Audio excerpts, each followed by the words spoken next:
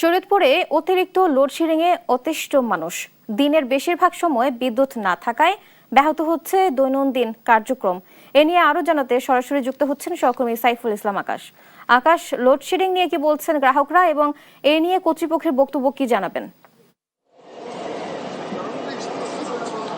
বুবলি, শরীয়তপুর পল্লী বিদ্যুতের তথ্য মতে প্রতিদিন শরীয়তপুরে 95.5 মেগাওয়াট বিদ্যুতের প্রয়োজন রয়েছে। সেখানে তারা 65.7 মেগাওয়াট বিদ্যুৎ পাচ্ছে। পাশাপাশি ওজি পার্টিকোর তথ্য মতে 9.11 মেগাওয়াট যে বিদ্যুতের প্রয়োজন রয়েছে প্রতিদিন, সেখানে তারা 6.2 মেগাওয়াট বিদ্যুৎ পাচ্ছে। অর্থাৎ যে পরিমাণ চাহিদা এই শরীয়তপুরের রয়েছে এখানে, সেই পরিমাণ কিন্তু তারা এখানে বিদ্যুতের সরবরাহ পাচ্ছে না। এর ফলে কিন্তু আমরা দেখেছি জনজীবনের পাশাপাশি ব্যবসায়ী প্রতিষ্ঠানে বেশ সমস্যায় পড়তে হচ্ছে এখানকার যারা স্থানীয় রয়েছে তাদের। আমরা দেখতে পেয়েছি ঘন্টার পর ঘন্টা বিদ্যুৎ না থাকার কারণে কিন্তু এই জায়গাটিতে যারা ইন্ডাস্ট্রিয়াল এলাকায় কাজ করে থাকে তাদের কিন্তু বেশ সমস্যায় পড়তে হচ্ছে। এবং ব্যবসায়ী যারা রয়েছে তারা যেটি বলছে, এখানকার যে পরিমাণ তাদের লোকবল প্রয়োজন রয়েছে বিদ্যুৎ সংকটে থাকার কারণে কিন্তু তারা সেই লোকবল দিয়ে তারা তাদের কাজ করতে পারছে না। পাশাপাশি আমরা দেখতে পেয়েছি বেসরকারি যে হাসপাতালগুলো রয়েছে সেগুলোতে এই যেই বিদ্যুৎ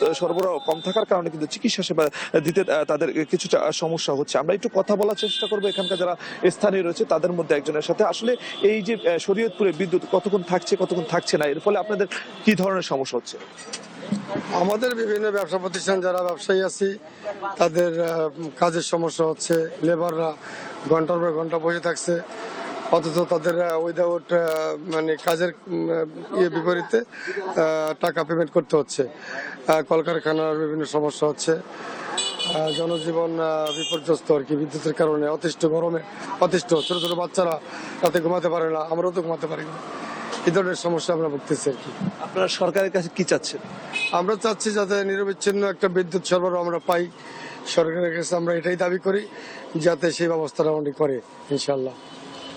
আমরা শুনছিলাম তারা কিন্তু বলছে এই যে বিদ্যুৎ সমস্যার কারণে কিন্তু তাদের জনজীবনে যে প্রভাব সেটি কিন্তু হচ্ছে। পাশাপাশি ওজি পার্টিকোর এবং পল্লী বিদ্যুতের যিনি নির্বাহী প্রকৌশলী রয়েছে তাদের সাথে আমরা কথা বলেছি এই সমস্যা নিরসন কবে হবে সেই বিষয়ে প্রশ্ন করলে তারা আমাদেরকে যেটুকু জানিয়েছে যে বিদ্যুৎ সরবরাহ কেন্দ্র যদি চালু থাকে তাহলে কিন্তু এই সমস্যা অতি দ্রুতই নিরসন হবে। তবে এখানকার যারা ব্যবসায়ীরা রয়েছে তারা 8টার পরে যে দোকান বন্ধ থাকার কথাটা রয়েছে সেটি করছে না। এর ফলে কিন্তু প্রভাব কিন্তু বেশ পড়ছে। তো এই ছিল আমার কাছে শরীয়তপুরে বিদ্যুৎ সরবরাহ সংকট নিয়ে সর্বশেষ তথ্য। বুবলি।